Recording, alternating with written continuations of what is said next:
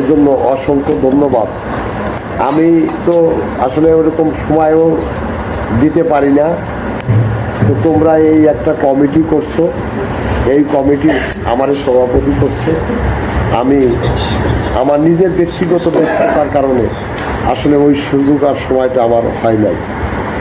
তো আমি অন্তরের অন্তঃস্থল থেকে তোমাদেরকে অভিনন্দন এবং ধন্যবাদ জানাই যে তোমরা মনে করে আমার নামটা একটা জায়গায় রাখছো, সেজন্য আমি কৃতজ্ঞতা প্রকাশ করি।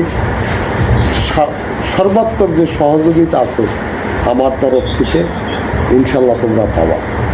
আমি আগামী সপ্তাহে এই যে আমরা যারা এই লাইনে যারা ভালোবাসি বা এই আদর্শে যারা অনুপ্রাণিত, সকলেই এক জায়গায়, যেমন রফিক চেয়ারম্যান, সেও এর সাথে জড়িত, সে অনুপস্থিত। আমি রফিকের সাথে কথা বলে বা তোমাদের সাথে কথা বলে, হালিমির সাথে বা তোমরা যারা সংশ্লিষ্ট আছে কথা বলে, আমরা আগামী সপ্তাহে এরকম একটা সুন্দর দিনে একটা সুন্দর পরিবেশের আয়োজন করবা। আমরা এই আনন্দ উৎসব করবো, গান বাজনা শুনবো বা খাবো দাবো, সব অ্যারেঞ্জমেন্ট আমি করে দিব। আর পাশাপাশি যেখানেই তোমাদের কোনো সমস্যা বা তোমাদের কোনো অসুবিধা হইলে সাথে সাথে আমাকে বলবা। যে কোনো ধরনের সমস্যা ইনশাল্লাহ আমি সহযোগিতা করব, বা যে কোনো ধরনের প্রচেষ্টা আমার তরফ থেকে অব্যাহত থাকবে সেটা আমি করব। আমি সারা জীবনই এই গান বাজনা বা এই এই প্রক্রিয়াটাকে আমি পছন্দ করি।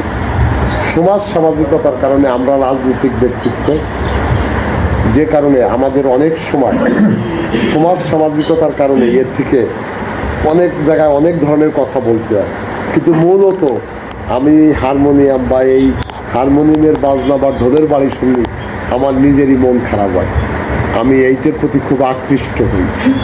কিন্তু পরিবেশগত কারণে আমাদের রাজনৈতিক ব্যক্তিত্ব বিভিন্ন সময় বিভিন্ন পরিবেশের জায়গায় এক এক ধরনের কথা বলতে হয়। তবে আমি এইটুকুনও বিশ্বাস করি বা এই প্রত্যয় ব্যক্ত করি যে আগামী দিনে তোমরা যে কোনো সহযোগিতা, আমার সাহায্য সাধ্য যতটুকুনো আছে, তোমাদের আমার প্রচেষ্টা অব্যাহত থাকবে। এই সুন্দর আয়োজন বা একটা সুন্দর পরিবেশ তোমরা করছো, তোমাদের দুশ্চিন্তা করার কোনো কারণ নাই। প্রশাসন হোক, পাবলিক সেন্টিমেন্ট হোক বা কোনো ক্রাইসিস হোক, সেগুলো তোমরা যখনই নক করবা।